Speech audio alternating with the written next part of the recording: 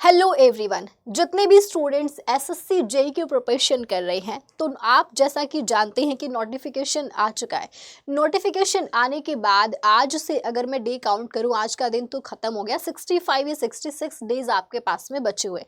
इतने दिनों में आपको अपने एग्जाम की बेहतरीन प्रिपरेशन करनी है कि एसएससी जेई 2024 में आपका सिलेक्शन हो 100%। अब आधे वो बच्चे हैं जिन्होंने कॉन्सेप्ट्स कंप्लीट कर लिया है, अब वो सिर्फ प्रैक्टिस कर रहे हैं। दूसरी तरफ वो स्टूडेंट्स हैं जिन्होंने कॉन्सेप्ट्स भी नहीं किए हैं और प्रैक्टिस भी नहीं किया, उनको दोनों चीज़ें करनी है।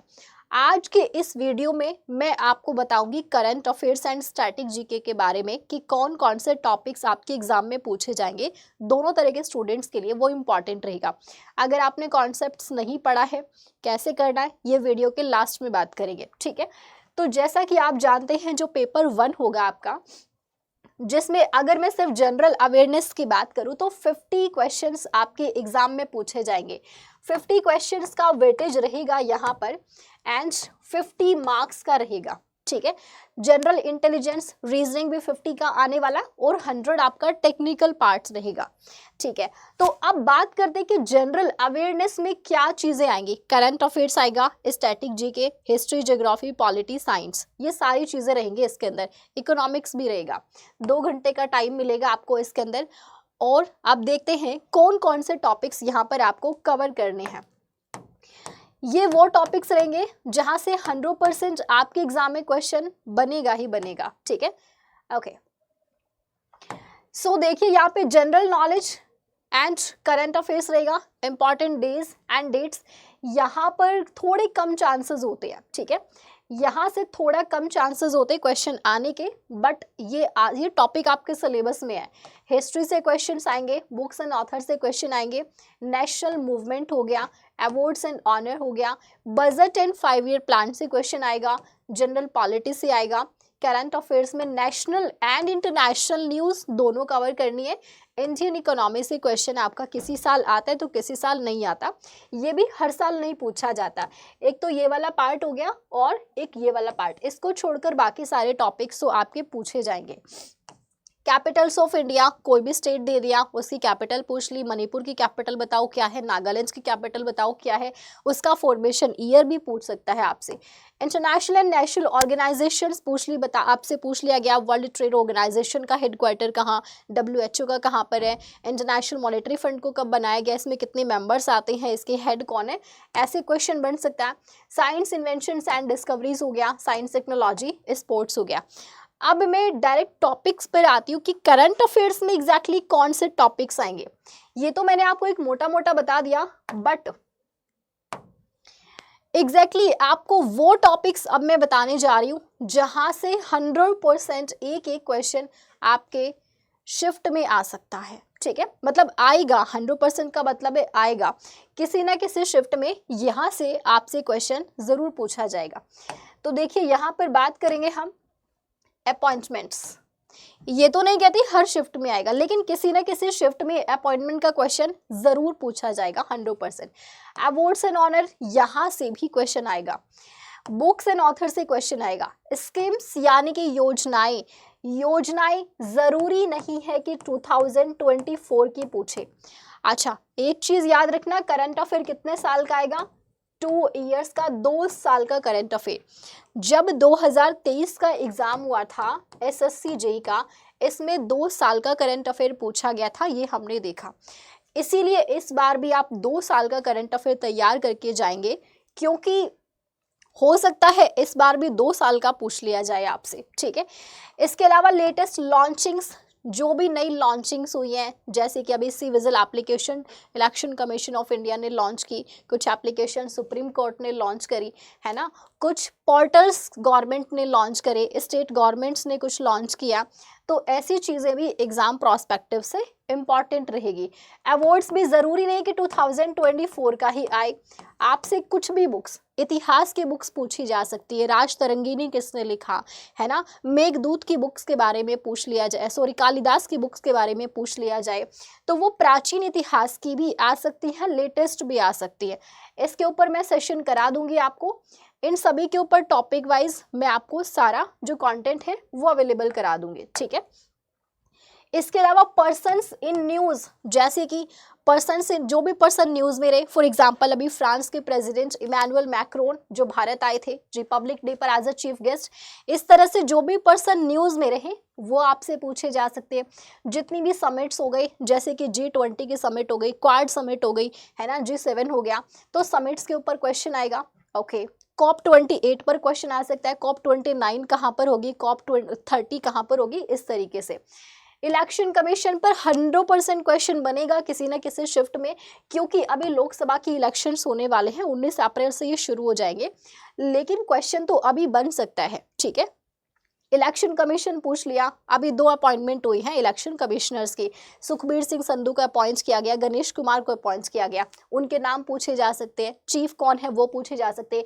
ये कॉन्स्टिट्यूशन बोर्ड है तो आर्टिकल पूछा जा सकता है। लोकसभा इलेक्शन के बारे में इंटरनेशनल हाइलाइट्स पूछे जा सकते हैं, जैसे कि दूसरे देशों के साथ में कोई भी मुद्दे हैं, है ना, जो जुड़े हुए हैं, वहां से क्वेश्चन आपका एग्जाम में आ सकता है। फर्स्ट मैन, पहली बार कोई भी पर्सन, जैसे विराट कोहली ने रिकॉर्ड बनाया, वो एग्जाम में आ सकता है। ऐसे कोई भी रिकॉर्ड जो पहली बार किसी भारतीय मैन ने बनाया है या फिर वुमेन ने बनाया है, ये पूछा जा सकता है। जैसे कि जया वर्मा सिन्हा अभी इंडियन रेलवे बोर्ड में पहली बार किसी महिला को अपॉइंट किया गया, CISF के अंदर पहली बार नीना सिंह को अपॉइंट किया गया, है ना। इस तरीके से स्नाइपर ट्रेनिंग को पहली बार किसी ने कंप्लीट किया, उनका नाम कमेंट सेक्शन में बताइए मुझे। ठीक है, ऐसे क्वेश्चंस आपके एग्जाम में आएंगे। अब बात करते हैं स्टैटिक जीके के बारे में। स्टैटिक जीके में वो कौन से टॉपिक्स हैं जहां से सबसे ज्यादा चांसेस है आपके एग्जाम में आने के। तो सबसे पहले नेशनल पार्क्स बिल्कुल आ सकता है, सबसे ज्यादा चांसेस है नेशनल पार्क्स के भी। टाइगर रिजर्व्स हो गए, बायोस्फीयर रिजर्व हो सकता है ये पूछ लिया जाए। पहला नेशनल पार्क कौन सा था, लेटेस्ट कौन सा है, टोटल कितने हैं, ये सारी चीजें मैंने आपको करा रखी है। टाइगर रिजर्व से पूछा जा सकता है, चीता प्रोजेक्ट पूछ लिया गया मान लीजिए। पासेस इन इंडिया, भारत में कितने दर्रे हैं, कोई भी दर्रा पूछ लिया, किस किस को कनेक्ट करता है। या फिर BRO के बारे में पूछ लिया, अभी BRO ने कौन सा रोड बनाया है, इस तरीके से। डैम्स इन इंडिया, कोई भी डैम दे दिया, भारत का सबसे लंबा डैम कौन सा है, ये कौन सी नदी पर बना हुआ है, कौन से राज्य में है, सबसे पुराना डैम कौन सा है। ठीक है, इस तरीके से। रिवर्स के किनारे बसे हुए शहर पूछ लिया, या फिर हमारी नेशनल रिवर कौन सी, उसे कब नेशनलाइज किया गया, ये सब स्टैटिक जीके के क्वेश्चंस बनते हैं। ठीक है, फोक डांसेस, पिछले साल की बात करें तो folk dances and state festival से भर भर के क्वेश्चंस पूछे गए हैं। कोई भी आपसे फेस्टिवल दे दिया, लास्ट ईयर बिहू फेस्टिवल से क्वेश्चन आया था कि कौन से राज्य का है, तो स्टेट फेस्टिवल्स हो गए, फोक डांसेस से 100% चांसेस हैं किसी ना किसी शिफ्ट में जरूर आएगा।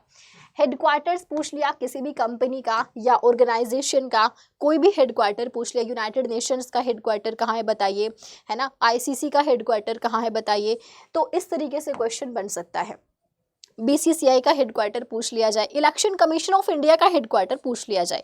जो चीज़ें न्यूज़ में रहती है ना, उन्हीं चीज़ों से रिलेटेड आपसे क्वेश्चन पूछा जाएगा स्टैटिक में भी। ठीक है, current capital, country capital and their currencies, कोई भी देश जो न्यूज़ में है ना, उसकी आपसे कैपिटल पूछ ली गई, उससे उसकी करेंसी पूछ ली, मान लो फ्रांस की राजधानी क्या है ना, फिर उसमें कौन सी करेंसी यूज़ होती है, तो यहाँ से क्वेश्चन। और कंट्रीज़ के अंदर जो अपॉइंटमेंट्स हुए हैं लेटेस्ट प्रधानमंत्री या प्रेसिडेंट, वो भी पूछे जा सकते हैं। हमारे देश के अंदर राज्यों में CM का अपॉइंटमेंट, अभी 5 राज्यों में नए CM बने और अभी इलेक्शन भी होने वाले हैं।